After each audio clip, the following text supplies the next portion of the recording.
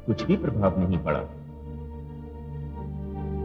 आपने मेरी बात का बुरा तो नहीं माना भोलेनाथ? नहीं, कदापि नहीं, तनिक भी नहीं। किंतु देवर्षि, मैं भी आपसे कुछ कहना चाहता हूं। हाँ भोलेनाथ, अवश्य कहिए। मुझे आशा है देवर्षि, अब आपको बुरा नहीं लगेगा। मैं बुरा नहीं मानूंगा भोलेनाथ, कहिए। देवर्षि, जो बात आपको कहनी थी वो आपने मुझसे तो कह दी, किंतु यही बात श्रीहरि विष्णु से मत कहिएगा, अन्यथा घोर संकट में पड़ जाएंगे। नारायण नारायण।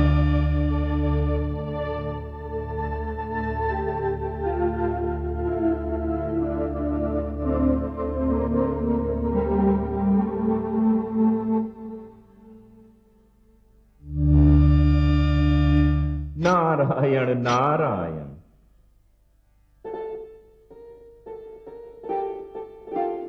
प्रणाम सर्वेश्वर। प्रणाम माते।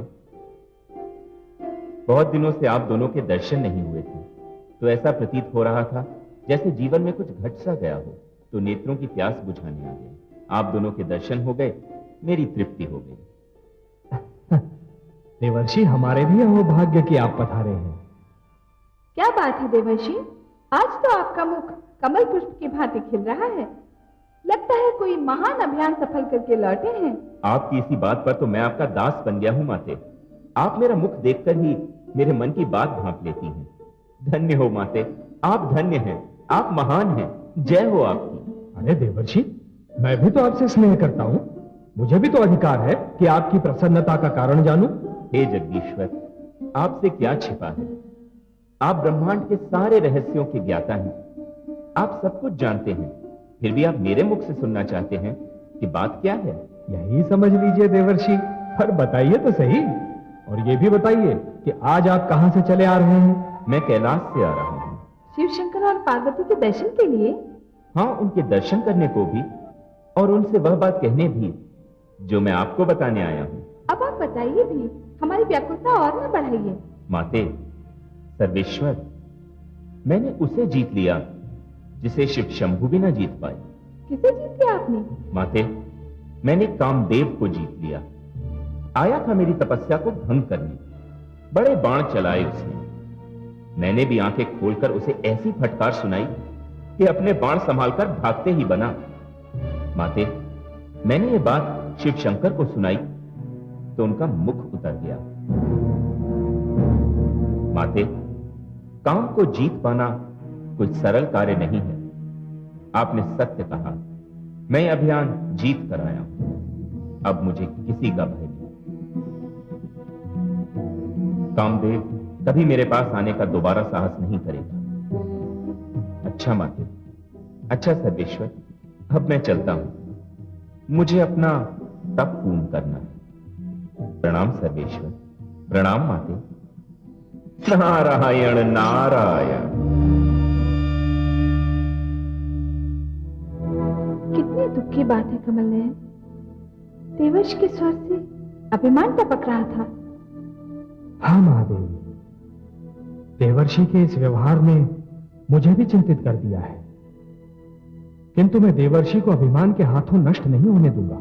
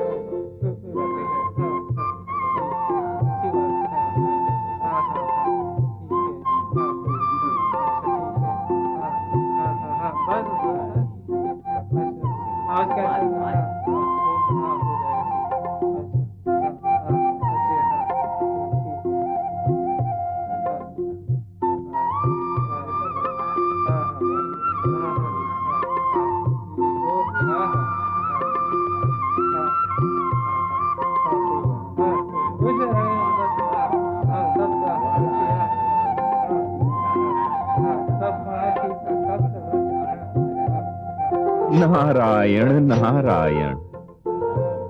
बड़े आश्चर्य की बात है, मैं कुछ वर्षों पूर्व यहाँ आया था तो यहाँ कुछ भी नहीं था। अब तो यहाँ नगर बसा हुआ है, वह भी कितना विशाल और कितना सुंदर।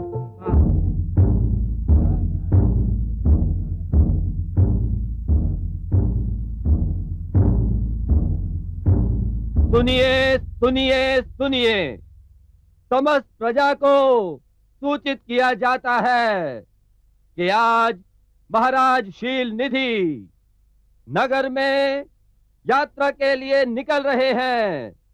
प्रजा को अपने प्रिय महाराज के दर्शन और स्वागत के लिए आमंत्रित किया जाता है, आमंत्रित किया जाता है।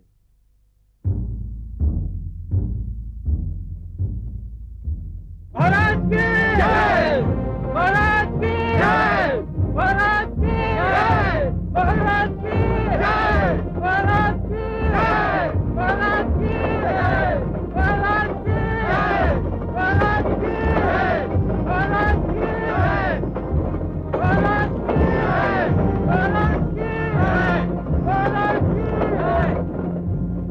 रुको सारथी, प्रणाम।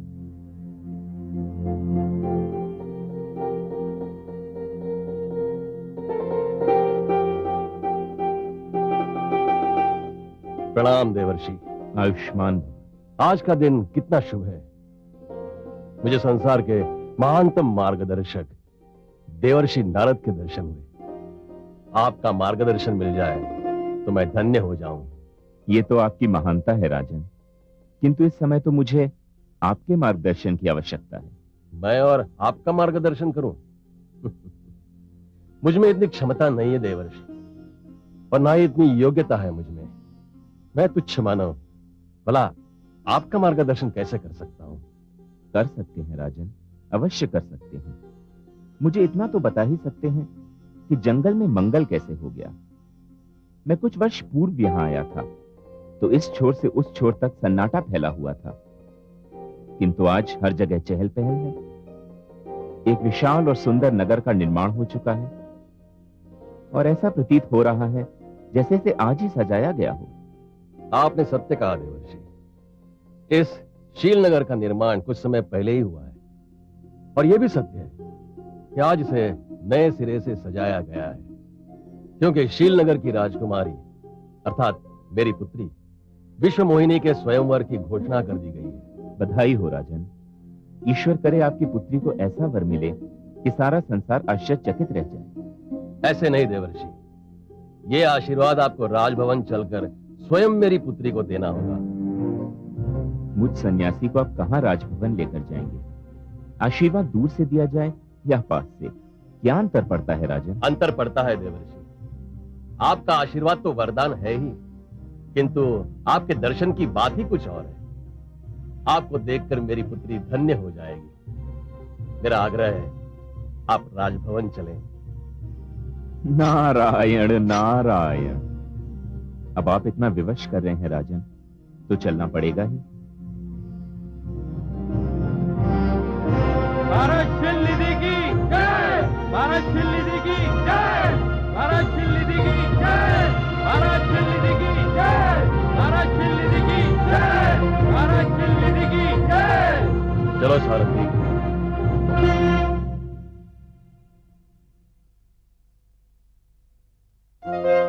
महारानी आइए। महारानी,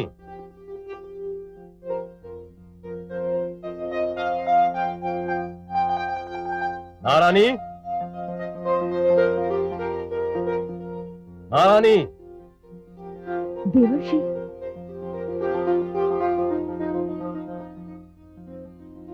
प्रणाम देवर्षि। आयुष्मती भव। महारानी, हमारे भाग्य से देवर्षि नारद हमारे भवन पधारे हैं। आप स्वयं जाकर विश्व मोहिनी को ले आएं। अवश्य महाराज। देवर्षि, विश्व मोहिनी मेरी अकेली संतान है। मैंने अपना सारा प्रेम उसी पर लुटा दिया है। लीजिए, वो आ गई।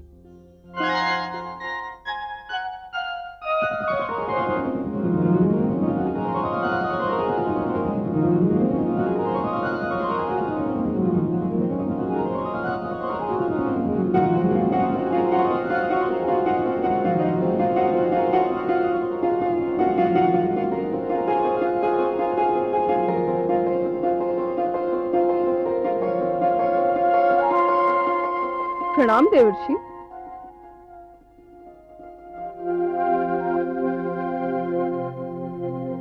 देवर्षि प्रणाम।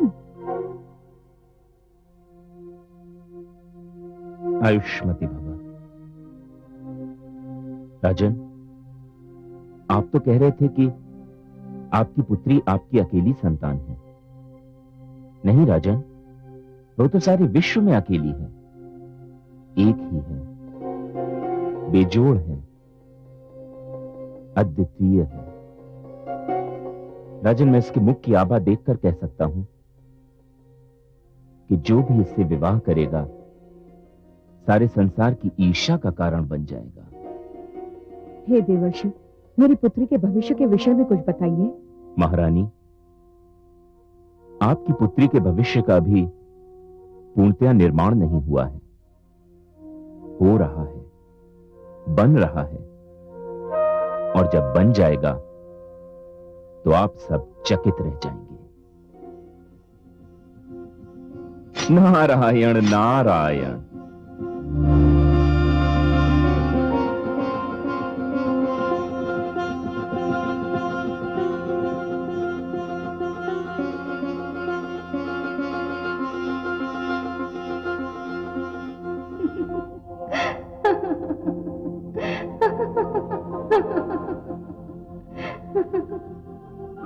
क्या हुआ महादेवी? ऐसा क्या देख लिया आपने जो आप अपनी हंसी को रोक नहीं पा रही हैं? अपने देवर्षि को देखकर हंसी आ रही है। तो क्या हुआ? बड़े ऊंचे स्वर में बोलकर गए थे कि उन्होंने काम पर विजय पा ली है। कामदेव के जिस बाण ने भोलेनाथ को घायल कर दिया था, उसका उन पर कोई प्रभाव नहीं हुआ। पर विश्व मोहिनी के नेत्रों के पहले ही बाण से हमारे देवर्षि धराशायी हो गए। सारे बड़े बड़े बोल धरे के धरे रह गए। महादेवी, अभी तो खेल आरंभ हुआ है, आगे आगे देखिए क्या घटित होता है। परंतु हे कमल नयन, एक रहस्य मेरी समझ में नहीं आया। विश्व मोहिनी तो वही वेदवती है ना, जिस पर दुष्ट रावण की कुदृष्टि पड़ी थी और उसने उसका सतीत्व भंग करना चाहा था। ये कैसा रहस्य है? महादेवी, मैं आपको उस दिन का संपूर्ण वृत्तांत बताता हूं। रावण जो करना चाह रहा था वो कर नहीं सका, क्योंकि मैंने उसके अपवित्र निश्चय को विफल कर दिया था। महादेवी, वेदवती ने मुझे पुकारा था और मैंने स्वयं अग्निदेव को भेजकर उसकी सहायता की थी। नहीं, छोड़, छोड़। हे नारायण, इस दुष्ट से मेरी रक्षा करो, मेरे अस्तित्व की रक्षा करो नारायण। मैं सम्मान खोकर जीवित नहीं रहना चाहती। इससे तो अच्छा है मैं अभी यही भस्म हो जाऊं।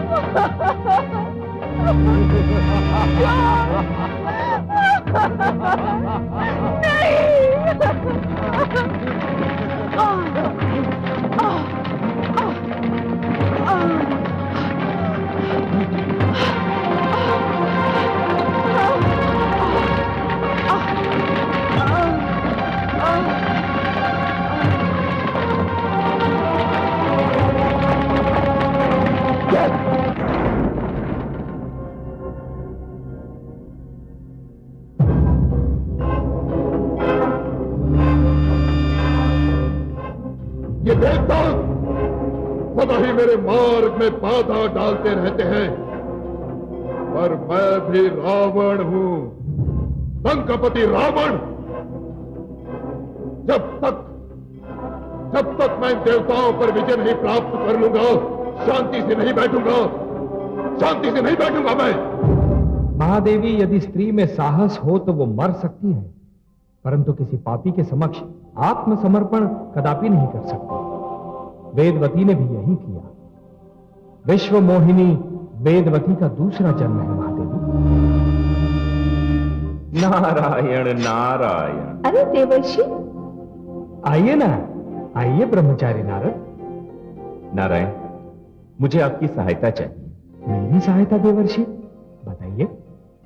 नारायण, शील नगर के राजा शील निधि की सुंदर कन्या विश्व मोहिनी का स्वयंवर होने वाला है। तो क्या हुआ देवर्षि? किसी कन्या की सुंदरता और स्वयंवर से आपको क्या लेना देना? आप तो काम को जीत चुके हैं ना। मुझे और लज्जित न कीजिए माते। सत्य तो यह है कि जब से मैंने विश्व मोहिनी को देखा है, मेरे मन में उससे विवाह करने की प्रबल इच्छा जागृत होती है। देवर्षि, विवाह की इच्छा तो प्रकृति की सुंदर देन है, परंतु आप इतने व्याकुल क्यों हैं देवर्षि? आप ही ने तो कहा भी कि विश्व मोहिनी का स्वयंवर होने वाला है। हाँ नीलकांत। तो फिर जाइए, स्वयंवर में भाग लीजिए। भला कौन है जो आपके आगे ठहर सके देवर्षि? और आपके होते हुए विश्व मोहिनी किसी और के गले में वरमाला डाले, ये कभी हो सकता है? यही तो भय है जगदीश्वर। विश्व मोहिनी के स्वयंवर में एक से बढ़कर एक सजीले नवयुवक और राजकुमार आएंगे, जिनकी वेशभूषा और सजधज निराली होगी। हे नारायण, उन राजकुमारों और नवयुवकों के सामने मैं सीधा साधा रूखा फीका सन्यासी कहां टिक पाऊंगा? अपने इन वस्त्रों और इस रूखे फीके रूप को देखकर तो मैं तो विश्व मोहिनी की दृष्टि में ही नहीं आ पाऊंगा। समस्या है देवर्षि, समस्या है, बड़ी विकट समस्या है। तो क्या आप चाहते क्या है देवर्षि? हे सर्वेश्वर, मैं चाहता हूं कि मेरा कल्याण हो जाए। मेरे इस रूप को आप इतना अद्भुत बना दीजिए कि जो भी मुझे देखे बस देखता ही रह जाए। आप चिंता न करें देवर्षि, आपकी मनोकामना अवश्य पूर्ण होगी। मैं वही करूंगा जिसमें आपका कल्याण हो। कल्याणमस्तु। मुझे आज्ञा दें प्रभु। नारायण नारायण। कमल नयन, अब आप क्या करेंगे? वही करूंगा जो देवर्षि चाहते हैं। उन्हें जो भी देखेगा बस देखता ही रह जाएगा।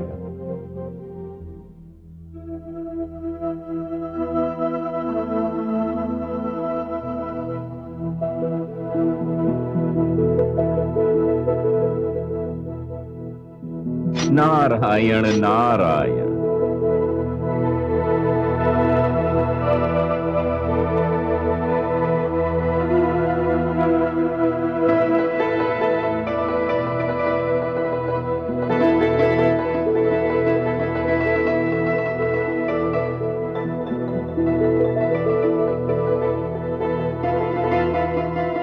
हे नारायण, आपकी जय हो।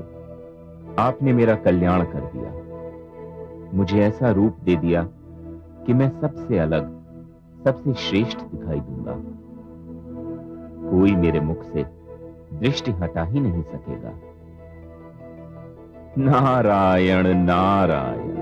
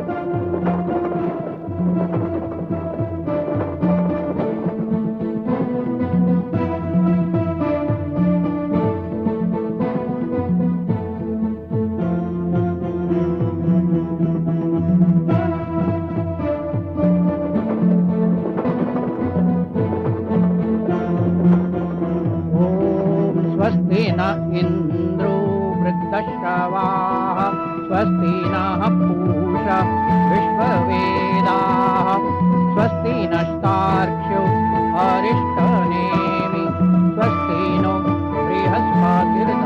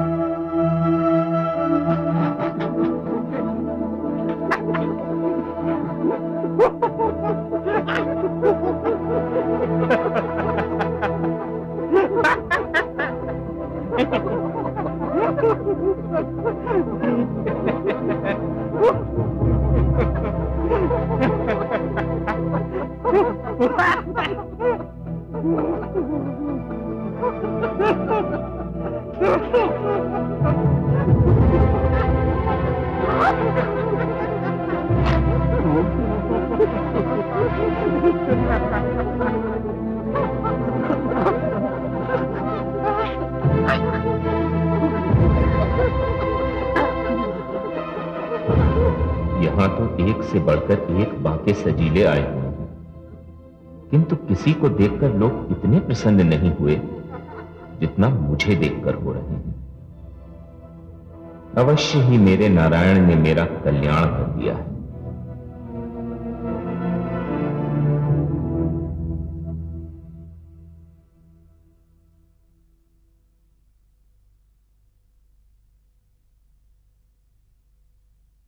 अतिथिगण, आपने दूर दूर से शीलनगर पधार कर मेरा मान बढ़ाया है। मेरे निमंत्रण को स्वीकार करके आपने मुझ पर उपकार किया है। मैं आपका हार्दिक आभारी हूं। मैं देख रहा हूं मेरी इकलौती पुत्री के स्वयंवर में भाग लेने के लिए मानव, दानव, देव, यक्ष, गंधर्व ही नहीं, वानरराज भी पधारे हैं।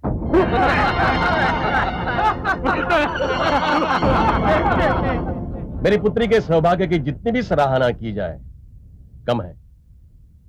मैं अपनी पुत्री विश्वमोहिनी को अनुमति दे रहा हूं कि वह जिसे भी चाहे अपना पति स्वीकार कर ले। मैं निसंकोच उसे अपना जामाता मान लूंगा। विश्वमोहिनी, आयुष्मती भव।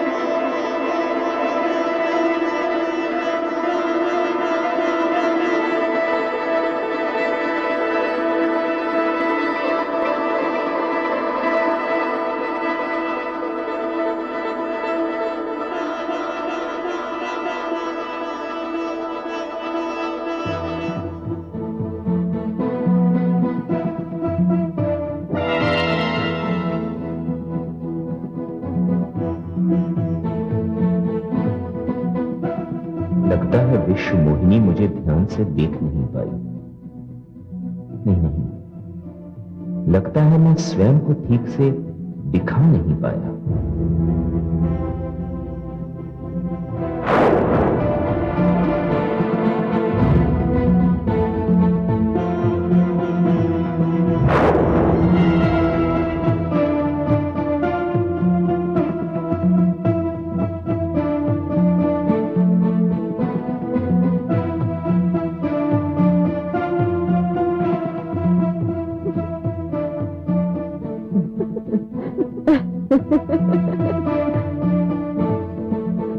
राजकुमारी, वानरराज तो आप ही को देख रहे हैं।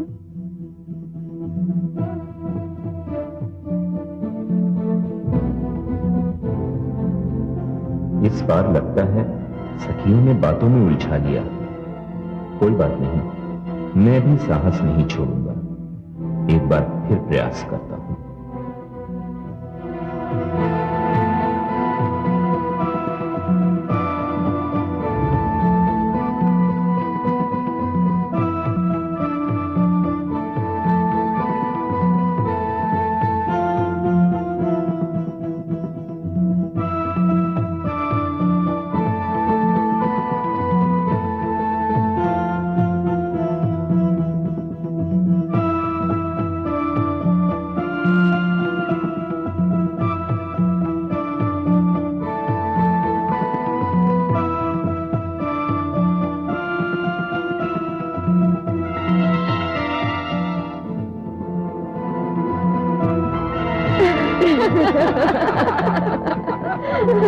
अचंभे की बात है, एक ही रूप के तीन तीन व्यक्ति दिखाई दे रहे हैं। नहीं देवी, मैं वही हूँ, एक ही हूँ। आपको अवश्य कोई भ्रम हुआ है। मैं ही 3 बार राजकुमारी के सम्मुख आने का प्रयास कर चुका हूँ। चौथी बार प्रयत्न मत करना। आपका सुंदर मुखड़ा 3 बार देखकर हम लोग तो धन्य हो गए।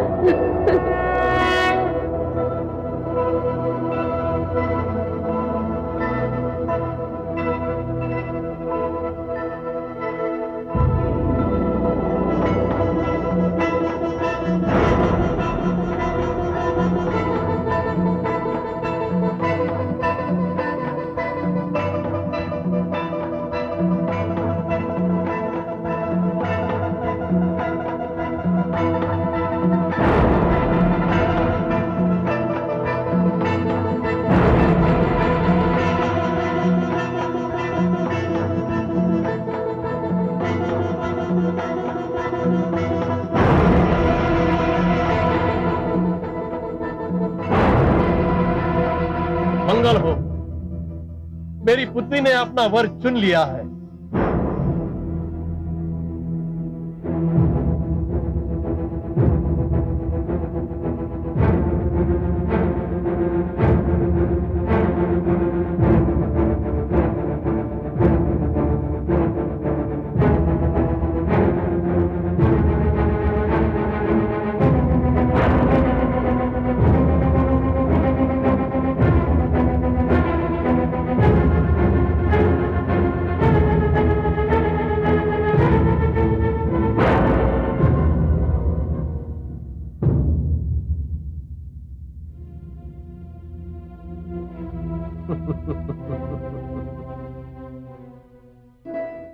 हे हरिहर, अहो भाग्य, आज आपके दर्शन हुए, मेरी तपस्या सफल हुई। हाँ देवी, तुम्हारी वर्षों की तपस्या और प्रतीक्षा ने मुझे तुम्हारे समीप आने पर विवश कर दिया है। आओ, मुझ में समा जाओ।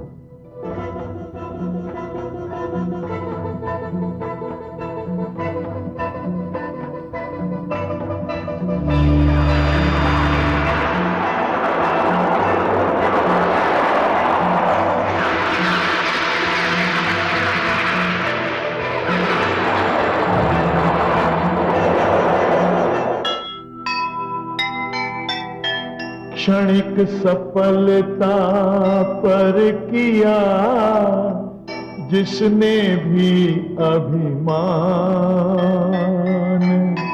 पछताएगा एक दिन, रहे सदा ये ध्यान।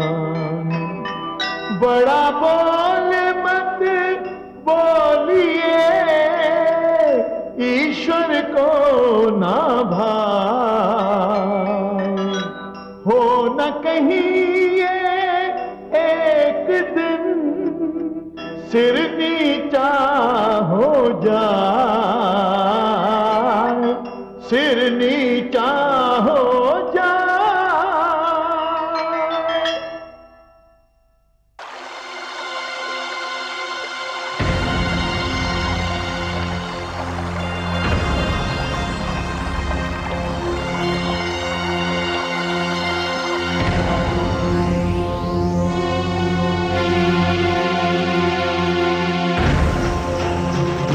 हे नारायण,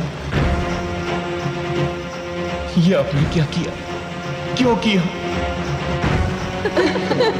चौथी बार प्रयत्न मत करना। आपका सुंदर मुखड़ा 3 बार देखकर हम लोग तो धन्य हो गए।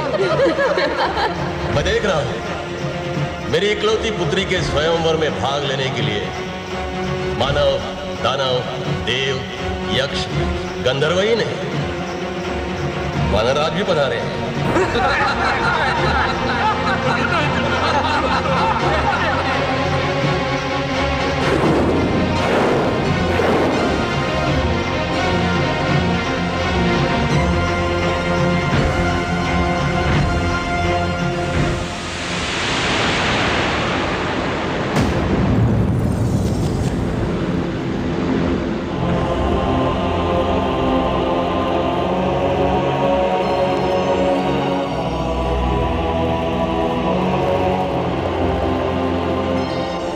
कमल नयन देवर्षि आ रहे हैं। ज्वालामुखी फटने ही वाला है। बहुत क्रोधित दिखाई दे रहे हैं।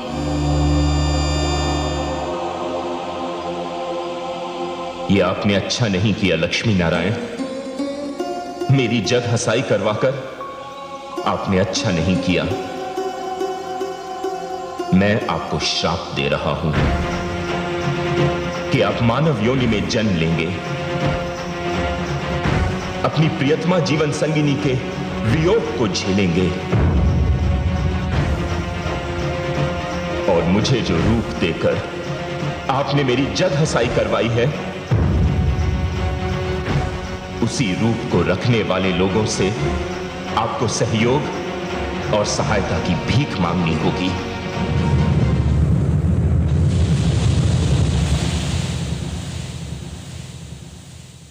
हे लक्ष्मी नारायण, मुझे आज बहुत दुख है। मेरे मन में अत्यंत पीड़ा है। यदि आपको स्वयं विश्वमोहिनी से विवाह करना था तो आपने मुझे प्रोत्साहित ही क्यों किया? मुझे स्वयंवर में भाग लेने के लिए उकसाया ही क्यों? मैंने तो आपसे अपना कल्याण करने की विनती की थी। आपने मुझे उपहास का पात्र बना दिया।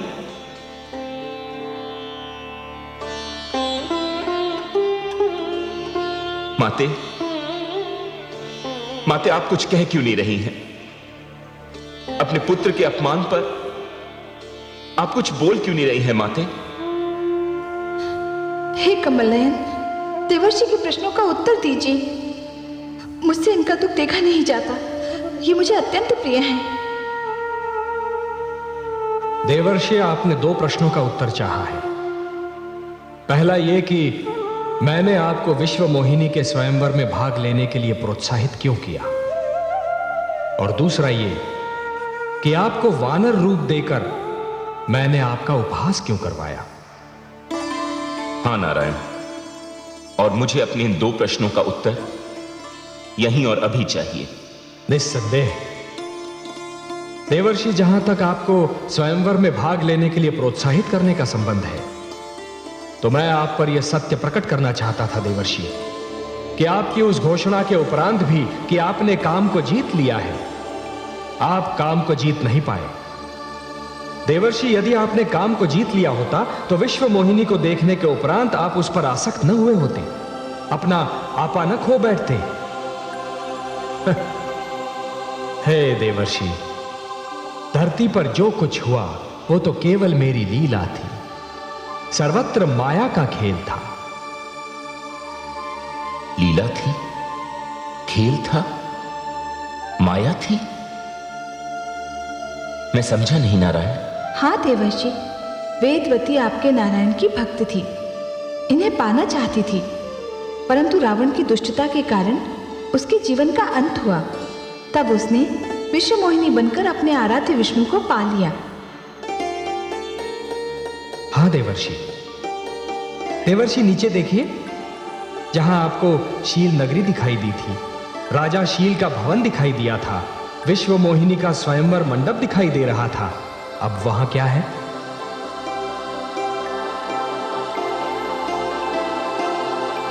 किंतु हे लक्ष्मी नारायण, मुझे वानर रूप देकर मेरा उपहास करने की क्या आवश्यकता थी? देवर्षि, मैं तो केवल आपको यह बताना चाहता था कि जब किसी व्यक्ति के मन में अहंकार डेरा जमा लेता है तो उसका अच्छा भला रूप भी बिगड़ जाता है। देवर्षि, जब अहंकारी व्यक्ति अहंकार के मद में चूर, सिर उठाए और छाती फुलाकर चलने लगता है तो यह भूल जाता है कि उसकी उस चाल और मुद्रा को देखकर बुद्धिमान व्यक्तियों को हंसी आती है। देवर्षि, जिस प्रकार दिए की लौ अपनी ही बाती को धीरे धीरे जलाकर राख करती है, उसी प्रकार ऋषि का अहंकार उसके तेज और तप का नाश करता है।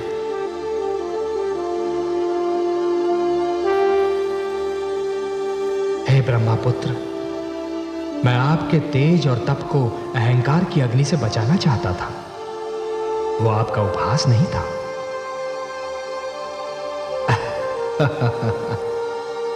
देवर्षि, मैं जानता हूं कि आपके मन से अब अहंकार निकल चुका है। मुझे क्षमा कर दीजिए लक्ष्मी नारायण, मुझे क्षमा कर दीजिए, मुझे क्षमा कर देवर्षि,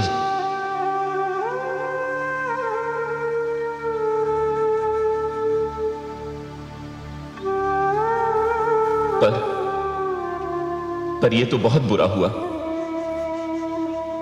देवर्षि, क्या बुरा हुआ? माते, मैंने अपने उपहास के आवेश में आकर नारायण को मानव योनि में जन्म लेने, पत्नी के वियोग को झेलने और वानरों से सहायता लेने का श्राप दे दिया। अब मैं क्या करूं? अब मैं क्या करूं नारायण? देवर्षि, आपका यह शाप सिर आंखों पर, और आपके इस शाप का एक अंश तो अतिशीघ्र रंग लाएगा। रावण के अत्याचार बढ़ते जा रहे हैं, मानवता कराह रही है देवर्षि, और मानवता की कराह को मैं अनसुना नहीं कर सकता। और देवर्षि, यह भी तो संभव है कि आपके इस शाप में भी मानव कल्याण का महान उद्देश्य निहित हो। देवर्षि के शाप से मैं भी तो मुक्त नहीं हूं कमल नयन। महादेवी, हम दोनों को धरती पर जाना होगा। देवर्षि के शाप के कारण मुझे रघुकुल जाना होगा, और आपका भी मिथिला नगरी में जाना निश्चित है महादेवी। आप महाराज शीरध्वज के घर जन्म लेंगी। महाराज शीरध्वज के घर? कौन महाराज शीरध्वज कमल नयन? महादेवी, मिथिला के नरेश राजा जनक का वास्तविक नाम है शीरध्वज। उनके वंश के हर राजा को विदेह या जनक कहकर पुकारा जाता है, क्योंकि उनका आदि पुरुष एक मृतक की देह से जन्मा था। मृतक की देह से? ऐसी विचित्र बात कहकर आपने मेरी उत्सुकता बढ़ा दी है। भला मृतक की देह से कोई जीवित कैसे जन्म ले सकता है? महादेवी, अच्छा होगा कि जिस वंश में आप जन्म लेने वाली हैं उसके विषय में सब कुछ जान लें। मैं जानने के लिए उतावली हो रही हूँ कमल नयन। बहुत पहले एक राजा निमि हुआ करते थे, जो बहुत ज्ञानी, विद्वान और प्रतापी थे।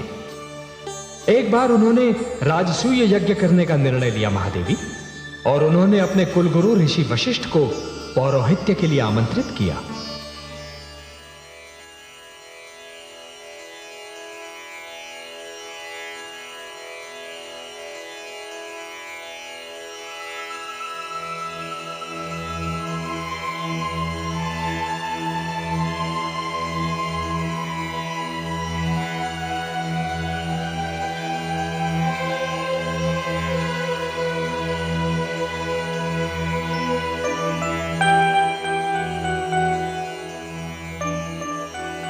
प्रणाम ऋषिवर। महाराज निमि पधारे हैं, मैं उन्हें भीतर ले आऊं? नहीं, मैं स्वयं उनका स्वागत करूंगा।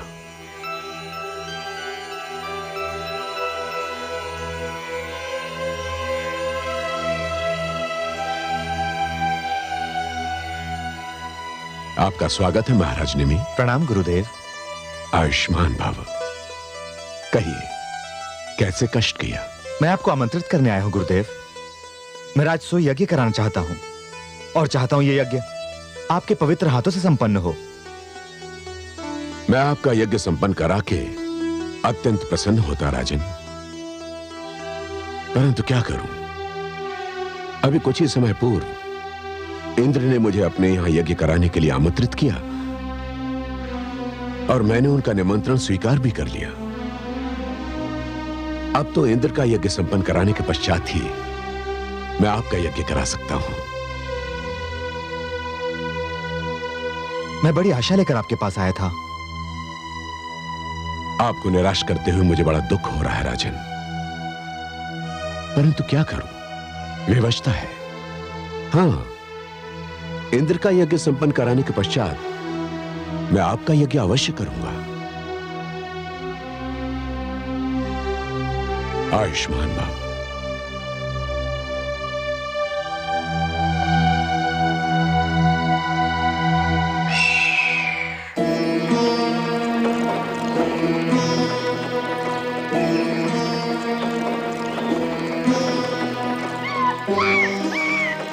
क्या करूं?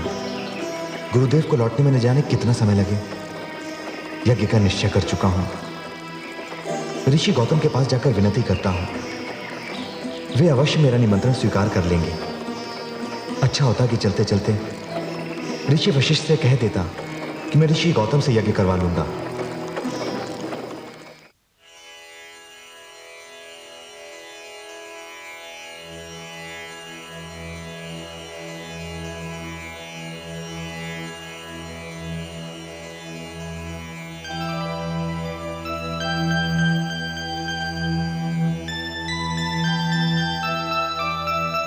प्रणाम ऋषिदेव। मैं मिथिला नरेश, महाराज निमि हूं ऋषिवर। तेजस्वी भव। हे महाराज, आपको कौन नहीं जानता, किंतु आपको अपने आश्रम में देखकर हमें आश्चर्य अवश्य हो रहा है। मैं आपको कष्ट देने आया हूं। आपका स्वागत है। कहिए कैसा कष्ट? हे पूजनीय ऋषिवर, मैंने अपने राज्य में यज्ञ कराने का निश्चय किया है। मेरी इच्छा है कि यह यज्ञ आप स्वयं संपन्न करें। मैं आपको निमंत्रण देने आया हूं। मेरा निमंत्रण स्वीकार करके मुझे कृतार्थ करें, आपकी अनुकंपा होगी। मुझे आपका निमंत्रण स्वीकार है। आपका यज्ञ मैं अवश्य संपन्न करूंगा। प्रणाम ऋषिवर।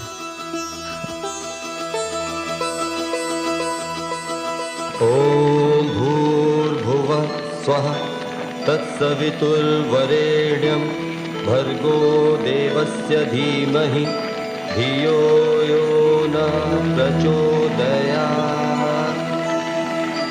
स्वाहा। ओम भूर्भुवः स्वः तत्सवितुर्वरेण्यं भर्गो देवस्य धीमहि धियो यो न प्रचोदयात्। स्वाहा। ओम भूर्भुवः स्वः तत्सवितुर्वरेण्यं भर्गो देवस्य धीमहि धियो यो न प्रचोदयात्। स्वाहा। स्वाहा। ओम भूर्भुवः स्वः तत्सवितुर्वरेण्यं भर्गो देवस्य धीमहि धियो यो न प्रचोदयात्। स्वाहा। स्वाहा। ओम भूर्भुवः स्वः तत्सवितुर्वरेण्यं भर्गो देवस्य धीमहि धियो यो न प्रचोदयात्। स्वाहा। स्वाहा।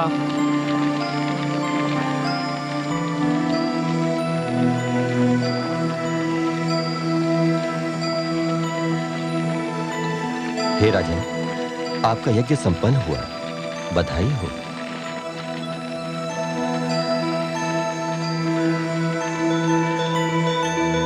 आइए ऋषिवर, आइए।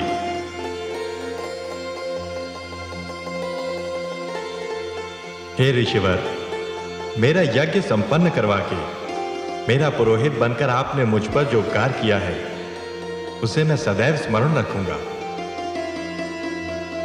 इसमें उपकार कैसा देवराज? यज्ञ करना और करवाना तो हमारा धर्म है, कर्तव्य है। आपके निमंत्रण पर यज्ञ करवाकर और उसे संपन्न करवाकर मुझे अत्यंत प्रसन्नता हुई। परंतु पृथ्वी पर महाराज निमि मेरी प्रतीक्षा कर रहे होंगे। उन्होंने भी मुझे यज्ञ के लिए आमंत्रित किया है। वहां पर भी मुझे यज्ञ संपन्न कराना है। मुझे विदा दी। एक बार पुनः आपका कोटि कोटि धन्यवाद ऋषिवर। यशस्वी भव। कल्याणमस्तु।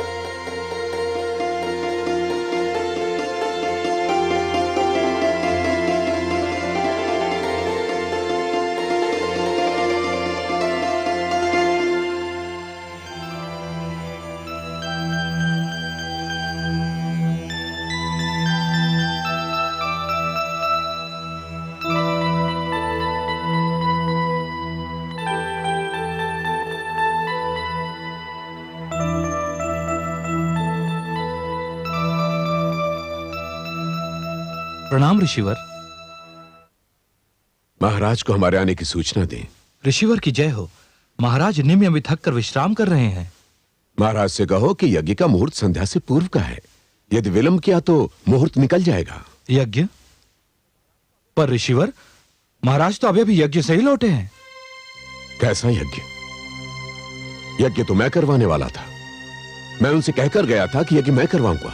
ऋषिवर, आप आ नहीं सके, इसलिए ऋषिवर गौतम ने ही यज्ञ संपन्न किया। क्या? उन्होंने यज्ञ?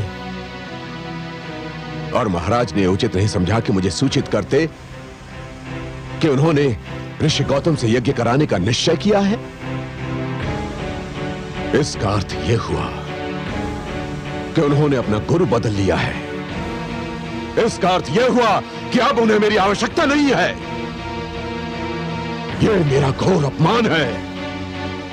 जाओ, जाकर अपने महाराज से कह दो कि आज के यज्ञ का उन्हें कोई फल नहीं मिलेगा। और मैं वशिष्ठ उन्हें शाप देता हूं कि आज संध्या से पूर्व ही उनकी आत्मा उनका शरीर त्याग देगी। ऋषिवर, ऋषिवर, महाराज, महाराज, महाराज, महाराज। क्या हुआ? चिल्लाकर मेरी निद्रा क्यों भंग कर दी? महाराज, अनर्थ हो गया महाराज। क्या हुआ? गुरुदेव वशिष्ठ पधारे थे महाराज। क्या? गुरुदेव पधारे थे? जी। कहाँ है वो? वो तो चले गए। मैंने उनसे कहा कि आप विश्राम कर रहे हैं तो वो। मूर्ख, ये तूने क्या किया? क्या कहा उन्होंने? उन्होंने मूर्ख, क्या कहा उन्होंने? उन्होंने आपको शाप दे दिया महाराज। शाप दे दिया? क्या शाप दे दिया? उन्होंने कहा कि आज संध्या ढलने से पूर्व आपकी आत्मा आपका शरीर त्याग देगी महाराज। गुरुदेव, गुरुदेव, द्वारपाल, राजवैद्य को बुलाओ। महाराज, महाराज, महाराज, महाराज, महाराज, देखिए ना महाराज को क्या हो गया।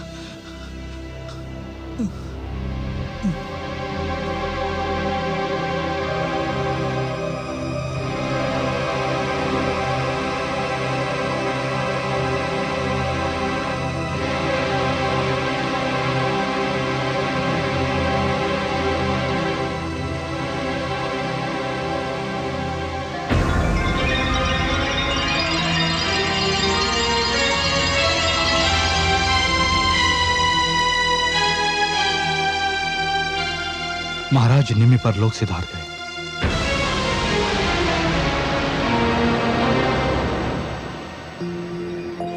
और इस प्रकार ऋषि वशिष्ठ के क्रोध और शाप के कारण राजा निमि का देहांत हो गया।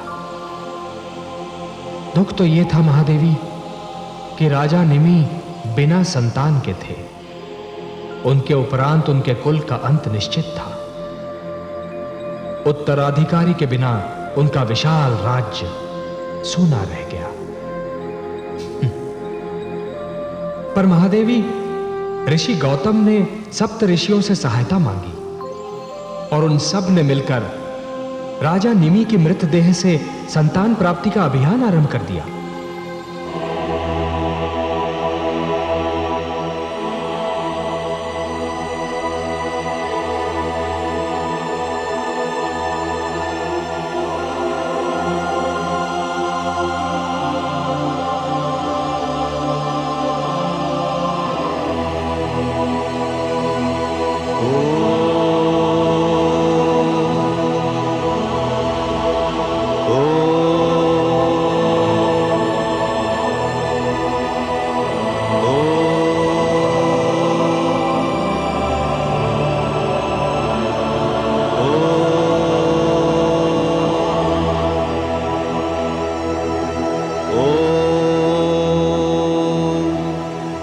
दूध प्रस्तुत किया जाए।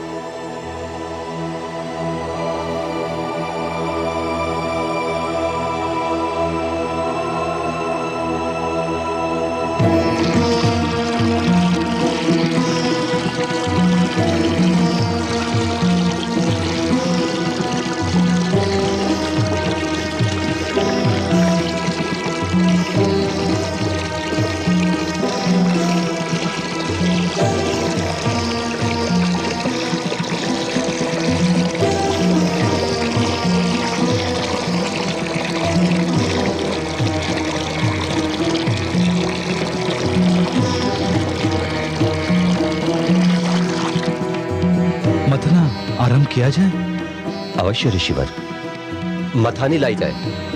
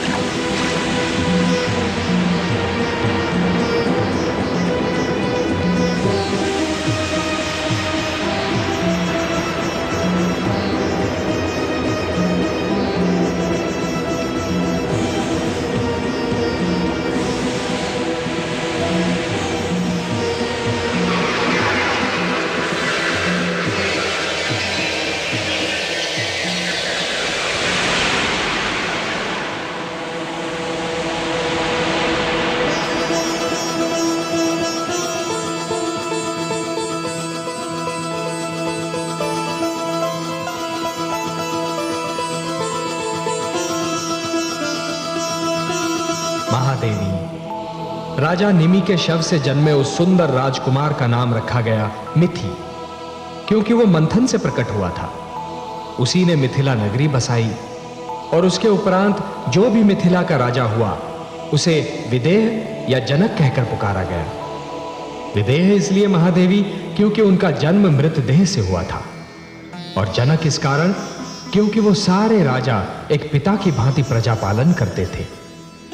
वर्तमान मिथिला के जनक अर्थात शीरध्वज मिथि की 37वीं पीढ़ी है। अब वही आपके पिता होंगे महादेवी, और आप उनकी पुत्री जानकी कहलाएंगी। हे कमल नयन, मुझे कब जाना होगा? अभी विलंब है महादेवी, और धरती पर तो हम दोनों को जाना होगा, जिसका एक कारण तो है देवर्षि का शाप और दूसरा कारण है रावण के अत्याचार। और मुझे प्रतीक्षा है रावण के पाप की गागर भर जाने की।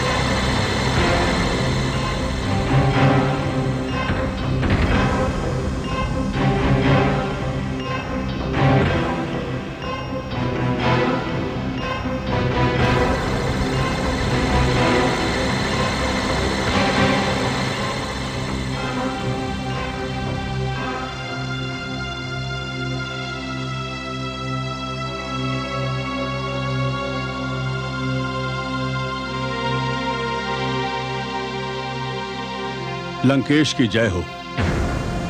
आपकी इच्छा अनुसार सेवक उपस्थित है। आइए आइए महामंत्री जी आइए, मुझे आप ही की प्रतीक्षा थी। मैं ये जानना चाहता हूं कि क्या यह समाचार सत्य है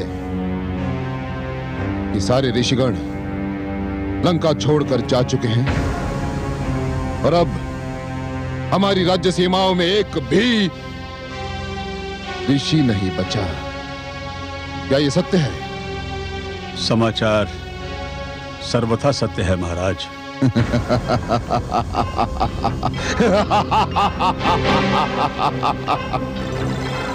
हम प्रसन्न हुए महामंत्री जी, अति प्रसन्न। इसका अर्थ यह हुआ कि अब हमारी राज्य सीमाओं में उस छलिए का कोई नाम लेवा नहीं रहा जिसे ऋषि पालनहार, नारायण और न जाने क्या क्या कहकर पुकारते हैं।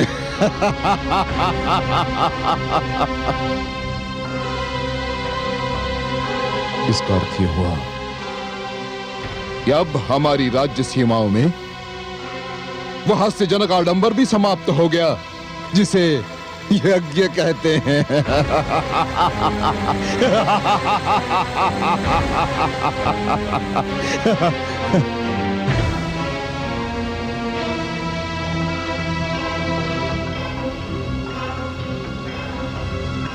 आप चुप क्यों हैं महामंत्री जी?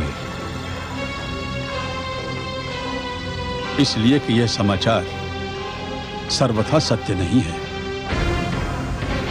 इसमें संशय नहीं है महाराज कि ऋषिगण लंकेश की राज सीमाओं से दूर चले गए हैं, किंतु यज्ञ चलित अवस्था में है, इस समय भी हो रहा है।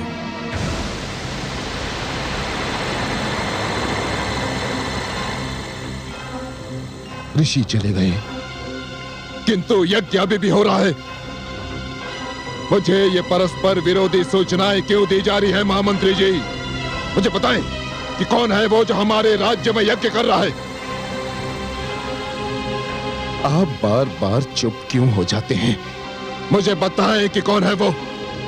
मैं उसके शरीर से रक्त की एक एक बूंद निचोड़ लूंगा। मुझे बताएं कि कौन है वो। मुझ में उसके नाम की घोषणा करने का साहस नहीं है महाराज। क्यों? क्योंकि उसका आपके साथ रक्त का संबंध है महाराज। पहेलियां ना बुझाए महामंत्री जी। अब मुझे बताएं कि कौन है वो। वह कोई और नहीं महाराज, आपके अनुज हैं।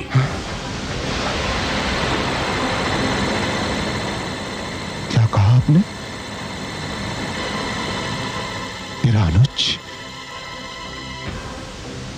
मेरा विभीषण, जिसे मैंने अपना अनुज नहीं सदैव अपना पुत्र समझा। नहीं नहीं नहीं नहीं महामंत्री जी, ये नहीं हो सकता। मुझे विश्वास नहीं हो रहा। विभीषण ऐसा कोई कार्य नहीं करेगा जो रावण की इच्छा के विरुद्ध हो। वो ऐसा नहीं कर सकता, वो ऐसा नहीं कर सकता महामंत्री जी। और यही सर्वथा सत्य है महाराज।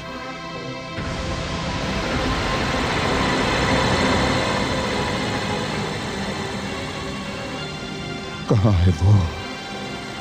अपनी यज्ञशाला में।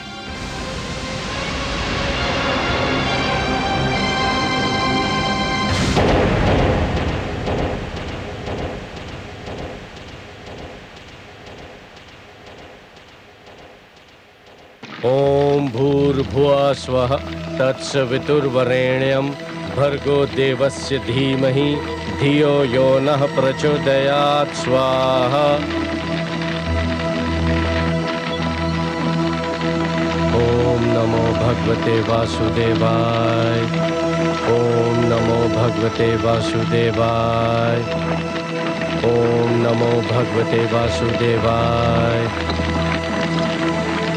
ओम नमो भगवते वासुदेवाय। ओम नमो भगवते वासुदेवाय। ओम नमो भगवते वासुदेवाय। ओम नमो भगवते वासुदेवाय। ओम नमो भगवते वासुदेवाय। ओम नमो भगवते वासुदेवाय। ओम नमो भगवते वासुदेवाय। ओम नमो भगवते वासुदेवाय। ओम नमो भगवते वासुदेवाय। ओम नमो भगवते वासुदेवाय। ओम नमो भगवते वासुदेवाय। ओम नमो भगवते वासुदेवाय। ओम नमो भगवते वासुदेवाय। ओम नमो भगवते वासुदेवाय। ओम नमो भगवते वासुदेवाय। ओम भूर्भुवः स्वः तत्सवितुर्वरेण्यं भर्गो देवस्य धीमहि धियो यो नः प्रचोदयात्। स्वाहा। अनुज,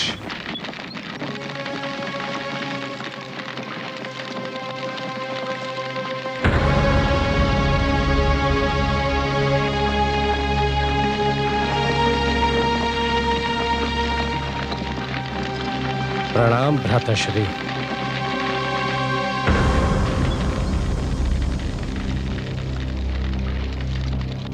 मैंने आज वो देखा जो कभी सोचा भी नहीं था कि मेरा अनुज, मेरा विभीषण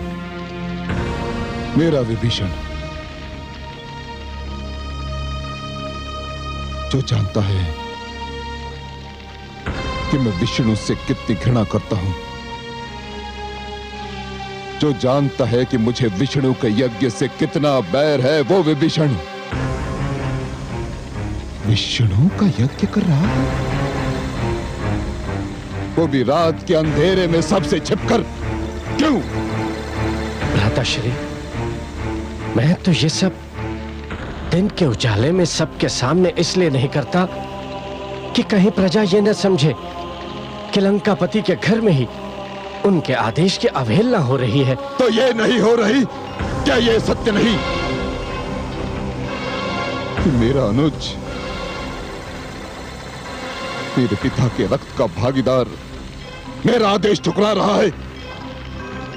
मुझे आज ज्ञात हुआ कि मैं जिस अनुज से पुत्र की भांति स्नेह रखता था, उसके मन में मेरे लिए कोई आदर नहीं, कोई स्नेह नहीं। नहीं भ्राताश्री, ऐसा न कहें। आप भली भांति जानते हैं कि मैं आपको पिता समान समझता हूं। आप जब चाहे मेरे स्नेह की परीक्षा ले सकते हैं। जब चाहे क्यों विभीषण? मैं आज, अभी और इस क्षण तुम्हारी परीक्षा लूंगा। मैं देखूंगा कि तुम्हारे मन में मेरे लिए कितना आदर है, कितना स्नेह है। कहो, स्वीकार है तुम्हें? आज्ञा दीजिए भ्राताश्री। तो मुझे वचन दो कि आज से, इस क्षण से तुम यज्ञ करना छोड़ दोगे। मैं वचन देता हूं भ्राताश्री, किंतु आज्ञा हो तो एक बात पूछूं? पूछो, अवश्य पूछो। भ्राताश्री, जब हम दोनों छोटे छोटे बालक थे तो पिताश्री आपसे यज्ञ में जाने के लिए कहते थे और माताश्री आपको जाने से रोक देती थी। तो आप स्वयं मुझसे कहते थे कि आपके स्थान पर मैं जाऊं, यज्ञ में भाग लूं, और आज आप। उस समय की बात कुछ और थी विभीषण,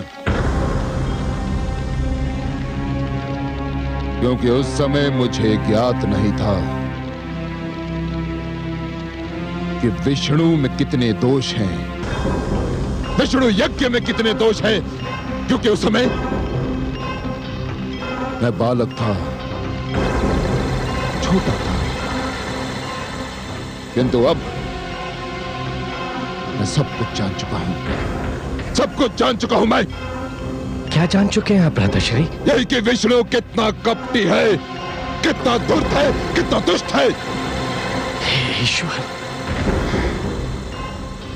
वो मेरा और मैं उसका विरोधी हूं।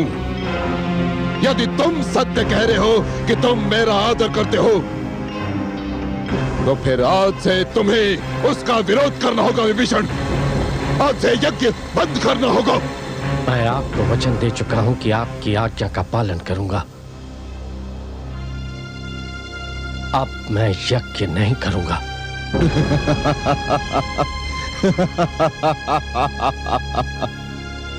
विभीषण, मेरे अनुज, मैं प्रसन्न हूं, अति प्रसन्न। तुम वास्तव में मुझसे स्नेह करते हो।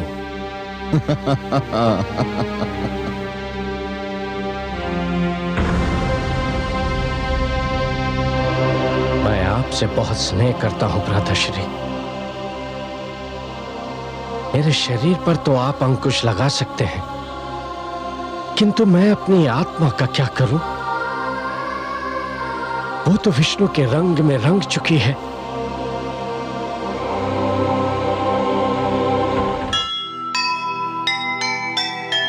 रावण था पंडित बड़ा, रावण था विद्वान,